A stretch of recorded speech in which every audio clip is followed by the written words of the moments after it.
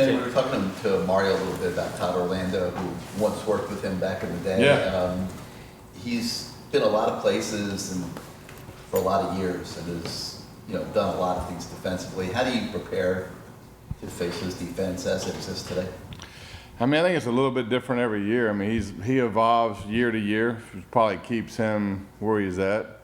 He really gets his guys to play hard, which is probably either half the battle or more than half the battle on defense. And so they're a highly motivated bunch. They play really hard inside. They fly to the ball.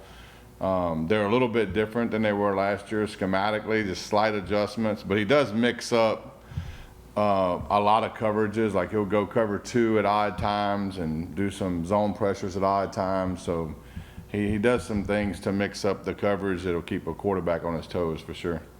So does that make it significant to have a quarterback like Carson who can be so? I think, yeah. I mean, you'd rather have that than the alternative, obviously. And so, yeah, I think keeping things fairly simple for the quarterback, where his eyes are in the right place and his mind's clear, is important. But he's played a lot of ball, and Carson watches a ton of film, and so we'll be prepared for it, I feel. I think we may have asked you about last week, but Samson getting in and rotating the last 2 weeks, just to see his growth, to see him being able to finally crack the line, just what does that mean, and what is he showing you over his first I mean, it was the same in camp, really. You could tell, people start clicking at different points in their career. You could tell during camp that Samson has been taking huge strides, and those games reps he's been getting are obviously huge. Same with a lot of young guys. I mean, we got to play a lot of young guys Saturday, which is great, and they had a lot of good quality reps in the game. And you can see that we have a lot of young guys that are talented that just keep needing to develop, get 1 week better. I mean, at some point we're going to be relying on those guys this year. Relying on Samson already, obviously. I'm talking about other guys. You talked about it at length last week. How did you think the wideouts graded out just in terms of the blocking? It was the same. I mean, we had one holding penalty. Malley had a holding penalty, and it was a holding penalty, but he can learn from it. And but overall, I mean, the run game, they're putting hats on safeties and being physical. In that game particularly, we knew that there was going to be a lot of things spit out on the perimeter just by the nature in which they played defense. So, and those blocks are a little more complicated because in space, you can get a holding penalty if your technique and your effort isn't where it needs to be. But for the most part, we did a great job blocking on the perimeter. And they take ownership in doing the dirty work. They really do. I mean, they'll talk more about the blocks than they do the catches, which fires me up.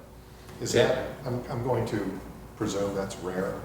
Very rare. I think that who we are as an offense kind of breeds it because, when we start practicing against the defense, we're not a huge RPO team. We're not going to sit there and throw glances when we run the ball. We're going to block safeties, and then we're going to play action off of that and do stuff like that. So, we start from day one that hey man, this is who we are. This is our identity.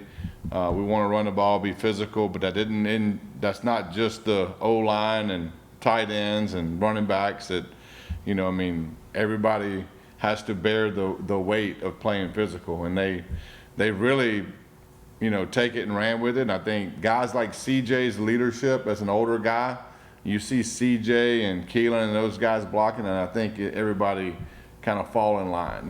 They do a great job leading that group. There was a stat that was floated around last week, and I tried to look it up, but I couldn't figure it out. But it said since the start of last year, you guys have run between the tackles on 77 or 78% of your carries, which is second most in the country or something. How much of a certain badge of honor is it that there's not a lot of mystery? When you're going to run it, you kind of know, people kind of know where it's going. You kind of dare them to stop it, and more often than not, obviously, they're not. Well, I mean, I think that we're built very physical up front. We're big, so we can move people, and so our bread and butter run game is running at you. Now we do run wide zone and some things to get the ball on the perimeter, but the one thing that I look at is all those balls that get spit out on the perimeter are run game. All those count as hitting the defense at different places. So sometimes the run might be up the middle, and if Carson spits it out to Mally or to CJ or to Ray Ray, then that's a perimeter run game, you know. So the ball doesn't necessarily have to be handed off when we call it. I mean, if they got everybody in there, we can spit it out on the perimeter too. So all that stuff matters, you know. I mean, if you look at run game hits, you know, a lot of times in run game, it does hit up the middle. A lot of times with duo particularly, that ball spits out a lot of different places. That's the beauty of duo, in my opinion. You have to get Maribal to give you a dissertation on it, but duo is a play that can hit backside B, can hit down the A, or can spit all the way out to the C and D gaps. And so the ball might get started down the middle, but that particular run play, which is a run that we run quite often, can get spit anywhere. And so that's why I like it, because based on how the D line and linebackers fit, the ball is going to go one of probably 4 different places. And it isn't just an A gap run. I mean, the run that Pringle scored on bounced out to the B gap and they blocked the safety and it scored. Well, technically that was, you know, an A gap run call, but that thing spit all the way out to the B gap. If it can go 4 different places, shouldn't we call it something other than duo? Probably. It's just, I don't even know why it's called duo, to be honest with you. I just know that that's what it's called. Shannon, you talked about the depth in the receiver room and how you liked how much you guys had on the depth chart. I think it was 10 different guys caught passes from Carson before you guys were out the second unit. And just to be able to see that on display, to see how many options he has and him starting to build chemistry in game settings with multiple guys. Yeah, I mean, I've always believed that the key to offense is spreading the ball around, you know, where the ball isn't going to one guy all the time.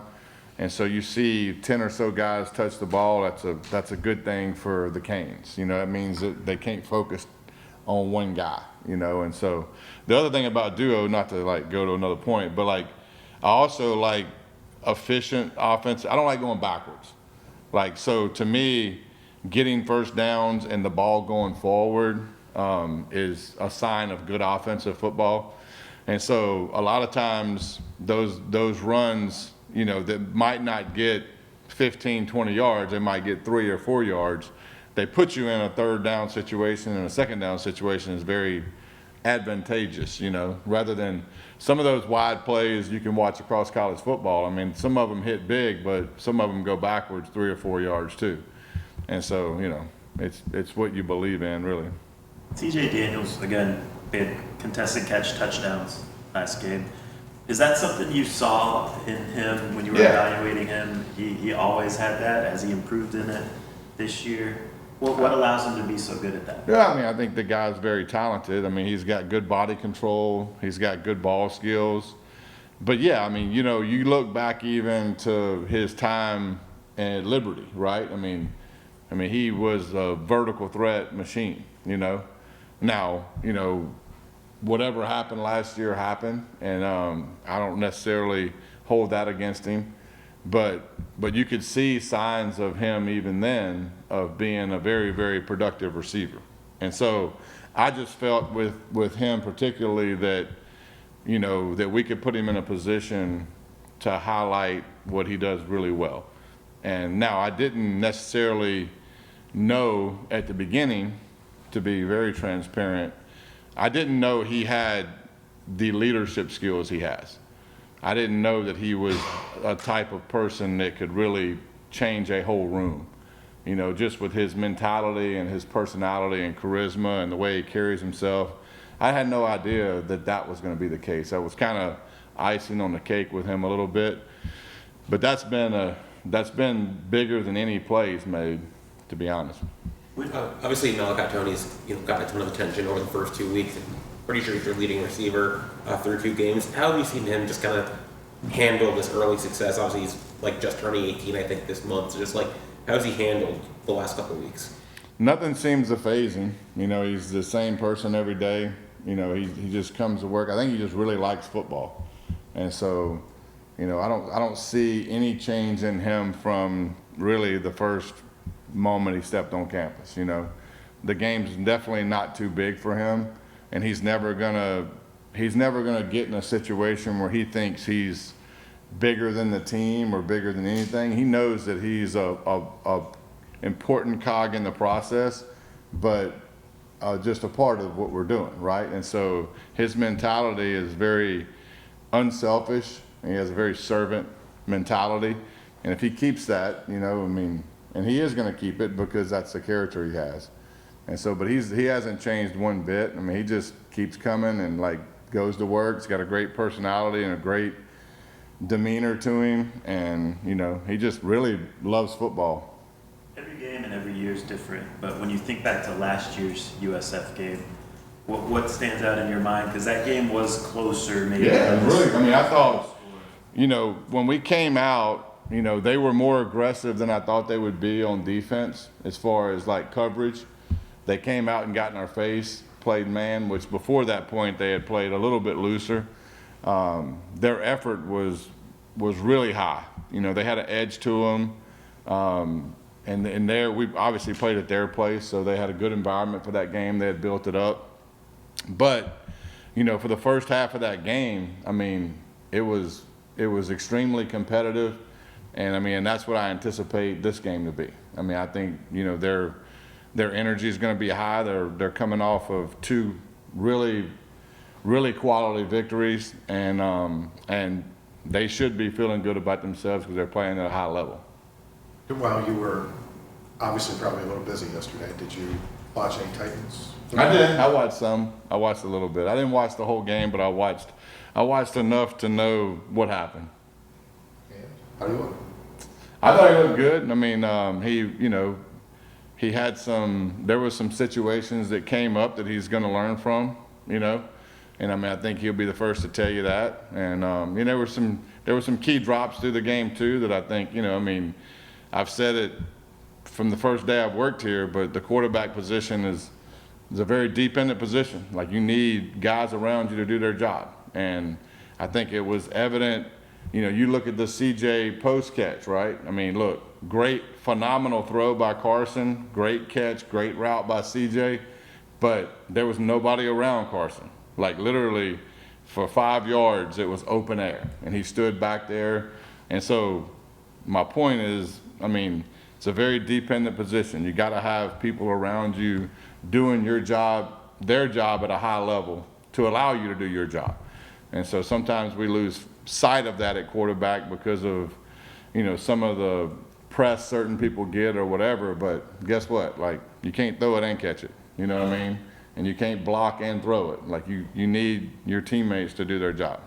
With Mark Fletcher, he seems like it's only been 2 games, but averaging almost 6 yards a carry. Yeah. I mean, just his ability to just pound the rock like that. I mean, how have you seen him grow coming into this year, and just, you know, what does he do for this offense at this point in his career? Well, I mean, he's steady. You know, we know what we're going to get from Mark, and that's the key with a lot of the guys that walk out on the field is they're steady personality guys, and they're not too up and not too down. They go about their way just to do their job, you know. And so I think players around them, you know, can depend on him, and they know what they're going to get with him. His, you know, Mark's been through a ton, and he just keeps getting better, and his attitude keeps, you know, very steady. Just a unbelievable character kid, but you know, he's always there when you need him, and he's built to run duo. Quad. What? Quad? That's what you're going to start calling it? That's what I call it. I'm with that. You have to get with Mariball about that. Like, I mean, he might. Duo it is. Yeah, duo it is. Sticking with the same group, Jordan Lyle, Mario said, is hopefully going to be back this week. Yeah, he's back. So just, I mean, he's obviously talented. He can break off big runs. So just the complement of Yes. the two of them. I mean, just how much of a privilege, I guess, is that to have, or as an offensive coordinator, to have 2 guys who can do things in different Well, ways? I mean, I would say 3. You know, I mean, we have a multiple. You know, we have a room that you can roll, you know, any one of those guys out there and feel really good about it. And as you can see Saturday, we have some young guys that are really talented too.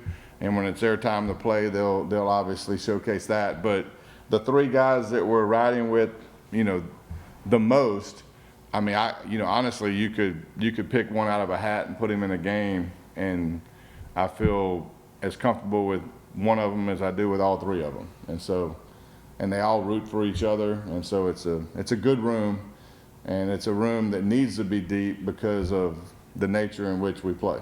Have you done that?